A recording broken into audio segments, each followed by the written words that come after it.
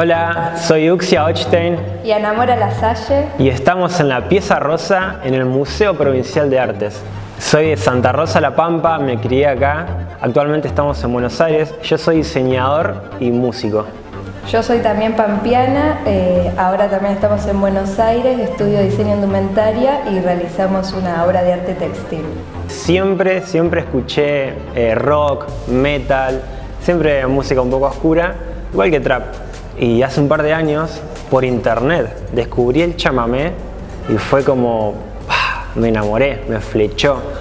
Y pasó el tiempo y cada vez escuchaba más chamamé. Y yo hacía música, hacía trap y me gustaba combinar el trap con otras músicas o otros ritmos. Y cuando descubrí el chamamé fue un ritmo más que empecé a mezclar con el trap, pero pasa que el chamamé me flechó mucho y seguí con esto. Al principio, bueno, yo cuando hacía trap ya estaba acostumbrado a mezclar trap, entonces no me costó por ahí encontrar mucho mezclar también el chamamé. Siempre usando mucho criterio, ¿viste? Dónde poner esto, dónde poner aquello, qué sonido sí, qué sonido no. Pero al principio el recibimiento fue muy malo, sobre todo de la gente que le gustaba lo tradicional, el folclore. Por ahí a los que les gustaba el metal, ya de entrada sí les gustaba. Pero a los que les gustaba el folclore y la tradición, fue como no, esto no.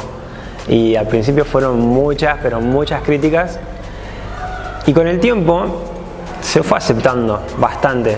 Y lo que me llama la atención es que desde el día uno siempre los músicos, todos los que son músicos del chamamé, todos me dieron el ok desde siempre. Después, obviamente la gente que es más de campo, el trabajador de campo, sí, me veía a mí con la estética, con esos sonidos, mezclando su música y era como, esta no es mi música.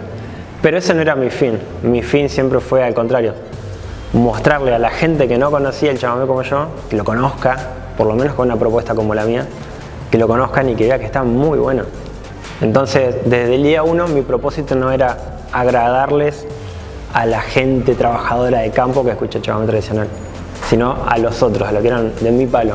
Exponerlo acá en La Pampa, para mí ya de entrada es un orgullo gigante, una puerta enorme también, porque obviamente me crié acá, toda la vida acá y nunca le presté mucha atención. Cuando me fui criando no le prestaba atención al arte acá en Santa Rosa. Y ahora de grande miro y siento que todo es arte, hay mucho arte.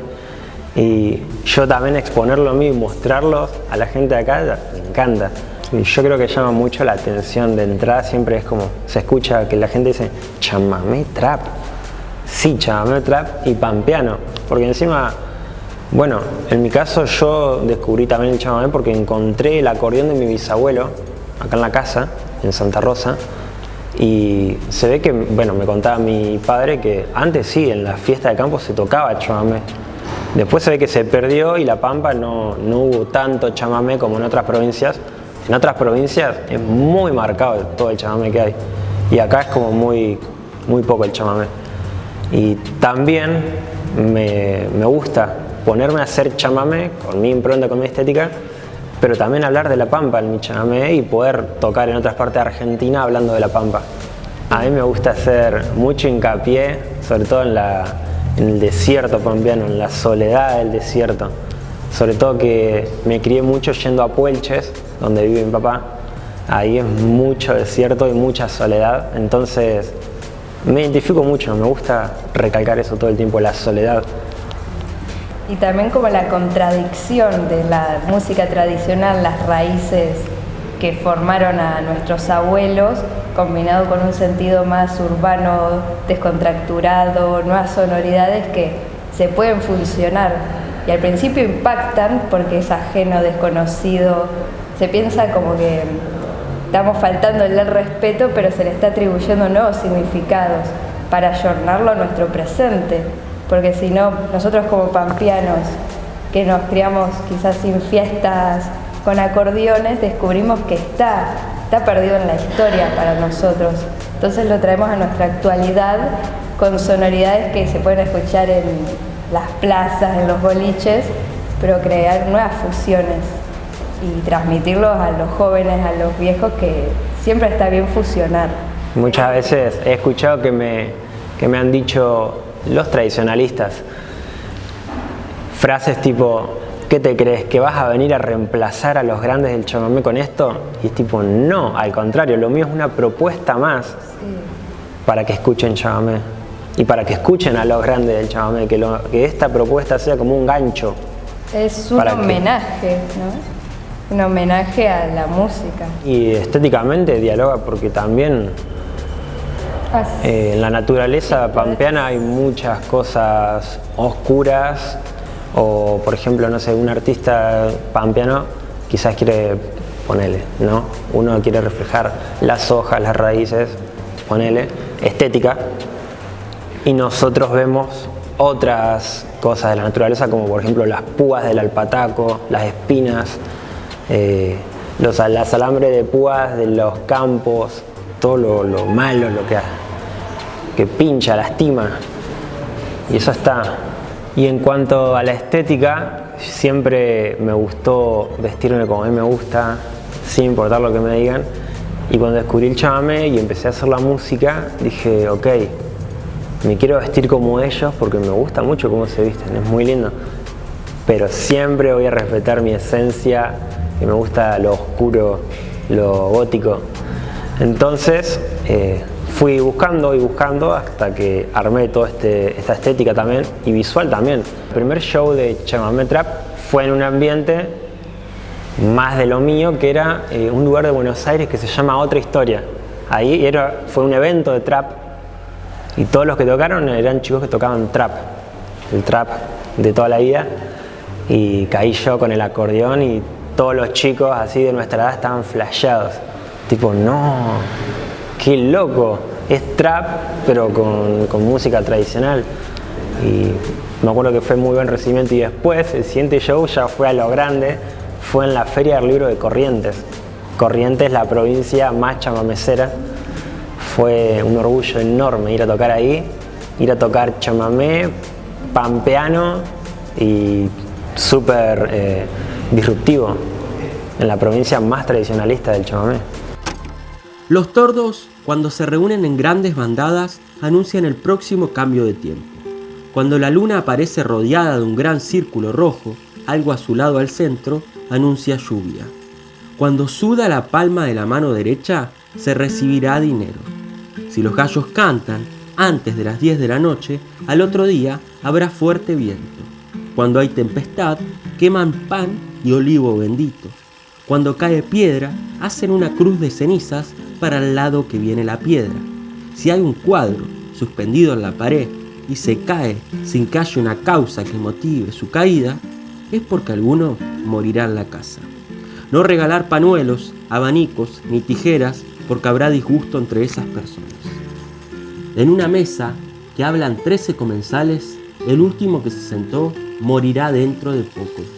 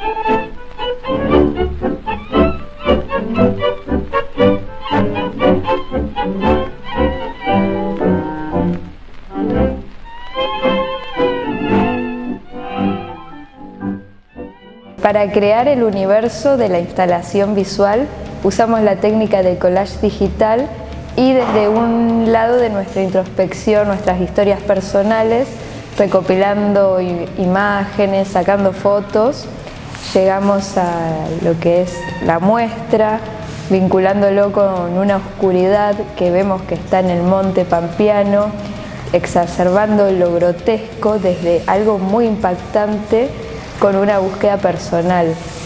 Lo grotesco se da para mostrar desde otro lado la belleza que vemos, nuestras historias, llegando a vincular este mundo urbano, pampeano. Los elementos que nos llegan y buscamos es observando y pensándonos a nosotros qué queremos comunicar a través de nuestra historia y lo que llevamos con nosotros. Nos ha pasado que al estar en otra provincia viviendo, recuperamos nuestra cotidianidad y la observamos con otro anhelo, con otra sensibilidad, y reflejamos costumbres que quizás las veíamos lejanas y no las teníamos tan palpables. Entonces es llamativo cómo elementos que quizás no están muy bien combinados, que alguien los ve como de universos distintos, se concentran en lo que llevamos dentro de nosotros. Desde la sensibilidad y el compromiso que tienen las historias que están plasmadas en los pañuelos. Cuando los ven una crudeza que parte también del monte, del viento, los climas que son muy fríos, muy cálidos. Hay una búsqueda y poética que está plasmada. Y la dualidad es mezclar los mundos que conviven en nosotros, ya sea desde lo urbano, las salidas en una gran ciudad, a vincularnos con un monte, el campo, la simpleza de sus elementos. Buscamos los elementos cotidianos, sea el pasto puna, el alpataco, los pinchos, y mezclarlos con esta dualidad que nos atraviesa.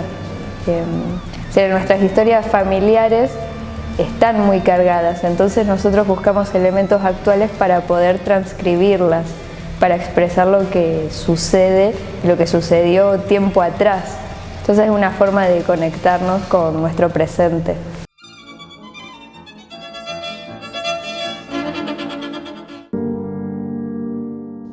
Hay cuadros que se miran y otros que se descifran, y entre ellos hay uno que ha fascinado a artistas, historiadores y espectadores durante siglos. Su nombre, Las Meninas, y su autor, Diego Velázquez. Este pintor fue llamado muchas veces el pintor de los pintores, uno de los artistas más admirados de todos los tiempos, influenciado por Caravaggio y por los grandes maestros. Captó como pocos la sensación de inmediatez y de la vida, con pinceladas sueltas y una asombrosa economía de recursos. Pero su obra cumbre, sin dudas, es esta: un retrato real que parece cualquier cosa menos que un retrato clásico. En el centro, una niña de cabello dorado. Es la infanta Margarita, hija de Felipe IV de España y de Mariana de Austria. Tenía 5 años cuando posó para este cuadro. A su lado, sus ayudantes de cámara, las Meninas. Junto a ellas, 2 enanos de la corte, Maribárbola y Nicolásito Pertusato, quien juguetea con un mastil adormilado. Al fondo, en los escalones, se detiene José Nieto, el chambelán de la reina, que está a punto de descorrer la cortina, dejando que la luz inunde la habitación.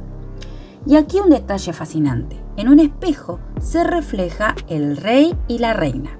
Están fuera de la pintura, junto al espectador, como si nosotros mismos estuviéramos ocupando el lugar de la corte real. Pero hay más. A la izquierda, vestido con traje de cortesano, está Diego Velázquez, pintando como parte de la escena un autorretrato dentro de su propia obra.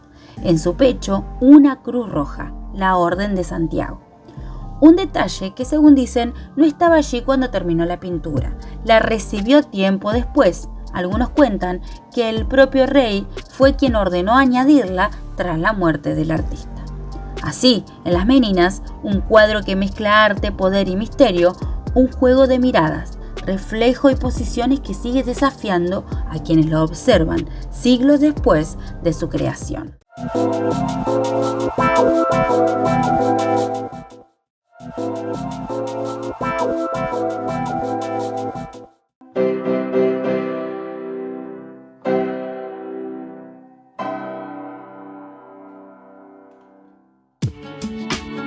¿Sabías que uno de los paisajes más icónicos de Disney tiene inspiración argentina? Sí, aunque suene increíble, esta historia te va a sorprender. Corría el año 1942, en plena Segunda Guerra Mundial. Walt Disney decidió mirar hacia el sur. Su idea, realizar películas animadas con temática sudamericana. Para eso, contrató a un pintor argentino que ya era famoso por sus escenas de la Pampa y sus personajes gauchescos. Florencio Molina Campos. Molina Campos fue asesor artístico de varias películas de Disney con sabor latino, entre ellas El Gaucho Volador, Goofy se hace gaucho, Los Tres Amigos, El Gaucho Reidor y la popular Saludos Amigos, películas que buscaban acercar las culturas del continente a través del dibujo animado. Pero el mayor aporte de este artista argentino a Disney vendría con una de las películas más queridas de todos los tiempos, Bambi. Porque sí, los frondosos bosques que vemos en Bambi se inspiraron nada más ni nada menos que en los paisajes patagónicos de la isla Victoria y el bosque de Arrayanes, en el lago Nahuel Huapi. Molina Campos acompañó a Disney en su recorrido por la región, aportando ideas, detalles y atmósferas que quedaron plasmadas para siempre en la historia del cine. Un dato curioso, casi secreto, que une la Patagonia con Hollywood, porque detrás de cada película hay historias que merecen contarse. En esta secuencia de bloques que armamos esta vez sobre colonialismo y el menosprecio hacia otras culturas, las dominadas, las que hubo que hacer, se intentó hacer desaparecer, están también los pueblos originarios, claro, originarios de América.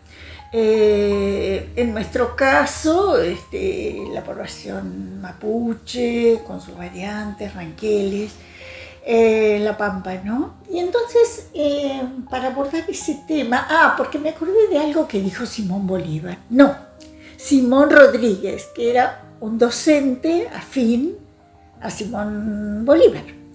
Y él dijo que el trabajo no solo era o repetir la cultura europea para mostrar que la conocíamos, que es lo que hacemos mayormente, o criticarla, sino que también debemos crear desde el lugar.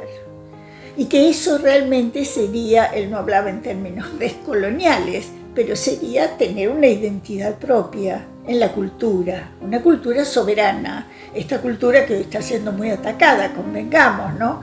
Teatro, cine en este país, precisamente porque está imperando otra posición, la que no le importa la cultura local.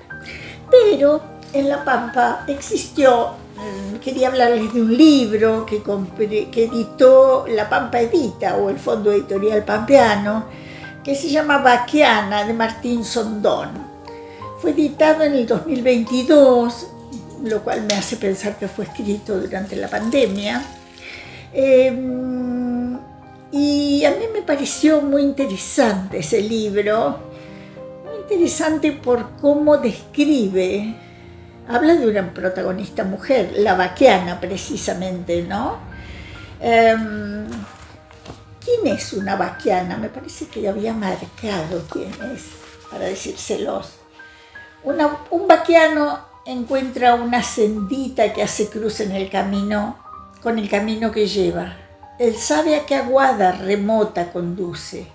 Si encuentra 1000, y esto sucede en un espacio de 100 leguas, él las conoce todas. Sabe de dónde vienen y a dónde van. Él sabe el vado oculto que tiene un río más arriba o más abajo del paso ordinario, y esto en 100 ríos o arroyos. Él conoce en las ciénagos extensos un sendero por donde puedan ser atravesados sin inconveniente, y esto en 100 ciénagos distintos. Bueno, de alguna manera para caracterizar la condición de vaquiano o de vaquiana en este caso, porque se trata, les voy a contar brevemente de qué se trata esta historia de una mujer sola que vive en un lugar de La Pampa que es descrito, no es localizado, pero todos los elementos que da van configurando este territorio, pongamos, del oeste pampeano, ¿no? Su casa tiene piso de caldén, hay un viejo caldén por ahí que sobrevive, tiene aparte una habitación adosada a una roca que es la de los fuegos. Cuando investigué sobre las casas del campo, siempre la cocina, también por preservar, estaba fuera del lugar de dormir, ¿no? Esto supongo que por los humos. Ella se despierta una mañana, encuentra una hierba verde, lo cual le llama la atención porque los colores de las hierbas que la rodean son ocres, pajizos. Va nombrando la naturaleza de La Pampa. En un momento ella descubre que se ha roto su molino, el que le permite a ella cultivar esas hierbas